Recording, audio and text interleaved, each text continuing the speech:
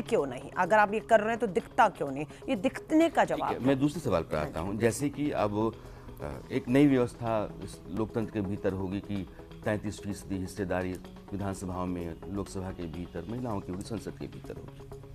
जाहिर है हर पार्टी अपनी तैयारी कर रही होगी कि हर तीसरा कैंडिडेट उसको अगर महिला उतारना है, तो इस लिहाज से आपने तैयारी की है क्या? बिल्कुल, हमारी तैयारी पूरी तरीके से, इसीलिए हम ही कांग्रेस ही सरकार पर दबाव बना रही है। आरक्षण पास करके आप उसे लागू ना करना महिला विरोधी कदम है, उसे लागू कीजिए। और हमें पता है हम उसको लागू करवा कर रहेंगे, क्योंकि पास भी हमने करवाया है। वरना इन 10 सालों में भाजपा के पास पूर्ण बहुमत था, अपने दम पर चाहती तो पास करती, लेकिन 10 साल तक रोके रखा।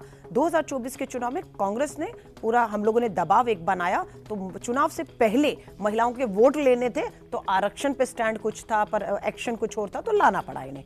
लेकिन लाने के बाद अब लागू नहीं कर रहे। हमें पता है ये लागू करेंगे और हम इसे लागू करवा कर रहेंगे, और उसके लिए महिलाओं को हमने तैयार करना शुरू कर दिया है। संगठन हो हमारे, आप देखिए जिला अध्यक्षों के, कांग्रेस के जिला अध्यक्षों के संगठन सृजन कार्यक्रम एक पूरा चल रहा है। उसमें हमारे किसी वेणुगोपाल जी, संगठन महासचिव, पूरी कोशिश है कि अधिक से अधिक महिलाओं को प्रदेश अध्यक्ष के पद या जिला अध्यक्षों के मेन कांग्रेस में पद मिले, और उसकी तरफ हम लगातार आगे बढ़ रहे हैं। ये अलका जी, क्रेडिट की लड़ाई क्यों होती है? ये पूरा का पूरा जो प्रपोजल रहा है 3 दशक से अधिक समय से पड़ा रहा। आपकी पार्टी भी 10 साल तक सत्ता में रही है, नरेंद्र मोदी की सरकार ने आकर के उसको पास करा है। मैं ठीक है, कांग्रेस ने साथ दिया है, मैं मानता हूँ। लोकतांत्रिक व्यवस्था में जो फैसले बेहतर हैं उनकी तारीफ तो सब जगह होनी चाहिए और उनकी तरफदारी भी होनी चाहिए।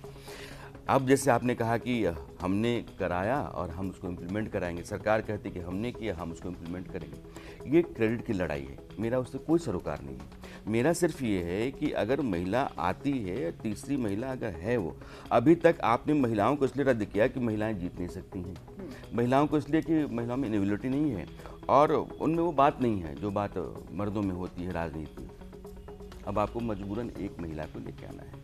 जाहिर है महिलाओं के बीच में भी कंपटीशन होगा। एक सीट पर 3 महिलाएं होंगी तो तीनों महिलाओं में जिसका असर ज़्यादा होगा, तो सिर्फ महिलाओं को अपनी पार्टी से जोड़ देना, फ्लास सीट पर एक कैंडिडेट को उतार देना, या फिर वाकई वो जनाधार और मजबूत नेता के तौर पर वहाँ खड़ा हो रही है, यह तय करना आपकी जिम्मेदारी है। देखिए, हमारी जिम्मेदारी बुरी है कि पहले ये विश्वास जो आपने कहा, महिला धन बल से सक्षम नहीं है, चुनाव लड़ना महिलाओं का काम नहीं है, इसलिए महिलाएं कम है। देखो, ये इसी राय को तोड़ना है ना, इसी परसेप्शन को तोड़ना है। इसी को तोड़ने की शुरुआत प्रियंका गांधी जी ने की।